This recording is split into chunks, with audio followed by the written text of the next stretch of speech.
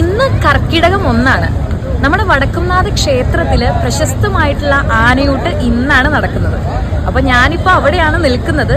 അപ്പൊ അവിടേക്ക് പോണം. അവിടെ കാര്യങ്ങളൊക്കെ ഏകദേശം ഒരുങ്ങിയൊക്കെ കഴിഞ്ഞ് കുറച്ച് കഴിഞ്ഞ് കഴിഞ്ഞാൽ ആനയൂട്ട് തുടങ്ങും. അപ്പൊ നമുക്ക് അവിടേക്ക് പോവാം. വലിയ വായിൽ വർത്താനൊക്കെ പറഞ്ഞു പോയതാട്ടോ. എന്നിട്ടിപ്പോ എന്തായി, നല്ല മഴയത്ത് വെട്ടു കണ്ടില്ലേ. കൊടയൊക്കെ പിടിച്ച് മഴയത്ത് ചെളി പിള്ളി ആകെ ബഹളായിട്ടാണ് ഞാൻ പോകുന്നത്. എല്ലാവരും നോക്കുക, ഈ മഴയത്ത് ഇങ്ങനെ സെറ്റ് കൊണ്ടെടുത്തത് ഏത് ഇവളിങ്ങനെ പോകുന്നത്. പടിഞ്ഞാറേ നടവഴിയാണ് കേട്ടോ ഞങ്ങൾ ഉള്ളിൽ കയറിയത്. അപ്പം അവിടെ ഈ ഒരു ബഹളാണ്, ആനകൾ ഇങ്ങനെ കയറി വരികയാണ്. അപ്പം അതിൻ്റെ ഇടയിലാണ് ഞങ്ങളിങ്ങനെ നിൽക്കുന്നത് കേട്ടോ.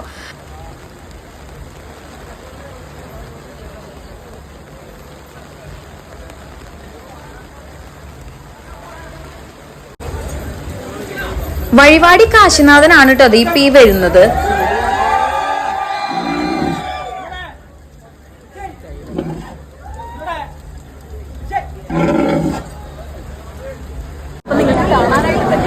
ഭയങ്കര തിരക്കാണ്, ആളുകളുടെ ഒരു ബഹളാണ്. അതിന്റെ കൂടെ നല്ല തകർത്ത് മഴയും പെയ്യുന്നുണ്ട്. അപ്പൊ ഒരു 70ഓളം ആനകൾ ഈ ആനയൂട്ടിൽ പങ്കെടുക്കുന്നുണ്ട്. ആനയൂട്ടിന്റെ ദൃശ്യങ്ങളാണ് ഇപ്പൊ ഈ കാണുന്നതൊക്കെ. ഇപ്പൊ ഞങ്ങൾ ആനയൂട്ടില് പങ്കെടുത്ത പിടിയാനയ്ക്ക്, ഉദ്ഘാടനമുണ്ടായിരുന്ന പിടിയാനയ്ക്ക് ഞങ്ങൾ ഫുഡൊക്കെ കൊടുത്തു. അപ്പൊ അതിന്റെയൊക്കെ ഒരു സന്തോഷത്തിലാണ്. ഇപ്പൊ എന്നെ കാണുമ്പോൾ തന്നെ അറിയാനായിട്ട് പറ്റും, ഭയങ്കരമായിട്ട് ചെളിയൊക്കെ പിടിച്ച് നിൽക്കുകയാണ്. അപ്പൊ എന്തായാലും അടിപൊളിയായിട്ട് നടന്നിട്ടുണ്ട്. ഇത്തവണത്തെ പ്രത്യേകത എന്താണെന്നറിയോ, ഏകദേശം 15 പിടിയാനകളടക്കം ഒരു 65 ആനകളോളാണ് നമ്മുടെ ആനയൂട്ടിൽ പങ്കെടുക്കുന്നത്. അപ്പോൾ അവരെ പടിഞ്ഞാറേ നട വഴിയാണ് ഉള്ളിലേക്ക് കയറ്റിയത്, ക്ഷേത്രത്തിൻ്റെ ഉള്ളിലേക്ക്. എന്നിട്ട് ഒരു 3 പിടിയാനകൾക്ക് ആനയൂട്ട് നൽകിയിട്ടാണ് ഉദ്ഘാടനം നിർവഹിച്ചത്. മന്ത്രിമാരൊക്കെ കൂടി വന്നിട്ടാണ് നമ്മുടെ ആനയൂട്ടിൻ്റെ ഉദ്ഘാടനമൊക്കെ കഴിഞ്ഞത് കേട്ടോ. കൊമ്പന്മാരാണ് ഈ നിൽക്കുന്നതൊക്കെ. അപ്പുറത്തെ സൈഡിലാണ് ഈ പിടിയാനകളെ നിർത്തിയിരുന്നത്. ഓ, കൊമ്പന്മാരെയൊക്കെ കാണുമ്പോൾ ഭയങ്കര പേടിയാവണല്ലോ. ഞാൻ നല്ലോണം പേടിച്ചിട്ടാട്ടോ അതിൻ്റെ അടുത്ത് പോയി നിന്നത്. ആ ഒരു എന്താ പറയാ, ചെറിയൊരു സ്ഥലത്ത് കൂടി ഞാൻ പോകുന്ന ഒരു ദൃശ്യങ്ങളുണ്ട്. എൻ്റെ ദൈവം, എങ്ങനെയാ പോയതെന്ന് എനിക്ക് തന്നെ അറിയുള്ളൂ. നല്ല സൂപ്പറായിട്ട് മഴ പെയ്തുകൊണ്ടിരിക്കുകയായിരുന്നു. പക്ഷെ ആനകൾക്കൊന്നും ഒരു കൂസലും ഇല്ല. ഞാനാണെങ്കിൽ മഴയത്ത് ആകെ നനഞ്ഞു നോക്കി എൻ്റെ സെറ്റുകൊണ്ട് കണ്ടാ അറിയാം, ആകെ ചെളി പിളിയായി.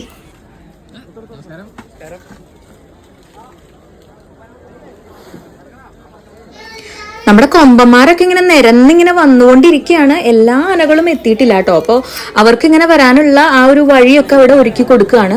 ഇത് കാണുമ്പോൾ തന്നെ അറിയാം, ആൾക്കാരൊക്കെ വെയിറ്റ് ചെയ്തുകൊണ്ടിരിക്കുകയാണ് ആനകളെയൊക്കെ കാണാനായിട്ട്. ചിലവരൊക്കെ വരുമ്പോൾ ഭയങ്കര ആരവായിരുന്നു കേട്ടോ. ഇത് ആര വരുന്നേന്നറിയോ, നമ്മുടെ പുതുപ്പള്ളി കേശവൻ.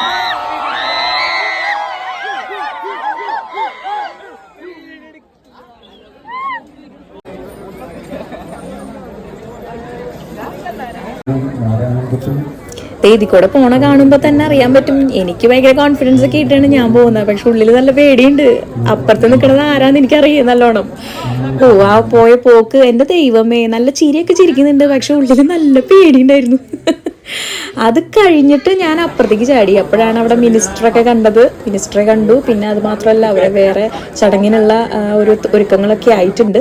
അങ്ങനെ നമ്മുടെ ആനയൂട്ടിനായിട്ടുള്ള സാവിത്രിക്കുട്ടി, അതാണ് സാവിത്രിക്കുട്ടി, നമ്മുടെ പിടിയാനയാണ്.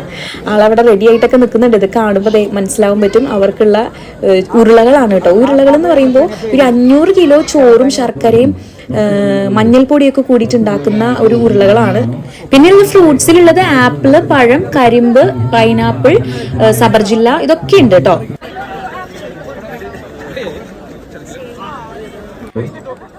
അങ്ങനെ ചടങ്ങൊക്കെ തുടങ്ങി. അത് എല്ലാവർക്കും വിശന്നൊക്കെ തുടങ്ങിയപ്പോൾ വേഗം തന്നെ അവർക്ക് കൊടുത്തു. എല്ലാവരും അവിടെ നിൽക്കണവരൊക്കെ കൊടുക്കാനായിട്ട് പറ്റിയിട്ടുണ്ടെന്നാണ് തോന്നുന്നത്. പക്ഷെ ഇങ്ങനെ ധൃതി പിടിച്ച് കൊടുക്കുമ്പോൾ ആനയാണ്, അതിൻ്റെതായിട്ടുള്ള റിസ്ക് ഉണ്ട്. എൻ്റെ കയ്യിൽ പൈനാപ്പിൾ ഇരിക്കുന്നു. അപ്പോഴാണ് ഒരു കാര്യം മനസ്സിലായത്. പൈനാപ്പിൾ കൊടുക്കാൻ ബിരിയാണിക്ക് പാടില്ല, അതുകൊണ്ട് ഞങ്ങൾ ആപ്പിൾ കൊടുക്കാം.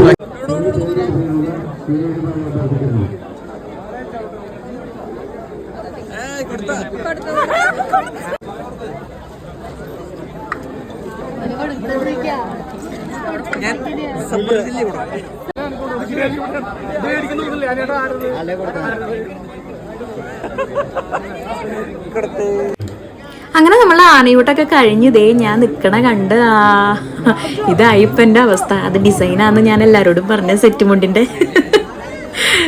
അങ്ങനെ ഞങ്ങൾ അവിടെ നിന്ന് ഇറങ്ങി. അങ്ങനെ പോണ പോക്ക് കണ്ട ഭയങ്കര തിരക്കായിരുന്നു ഇറങ്ങാൻ നേരത്ത്. ഇതിന്റെ ഉള്ളിക്കൂടെയാണ് ഞാൻ പോയത്. എങ്ങനെയോ പുറത്തെത്തി. അപ്പോ പിന്നെ കാണാം.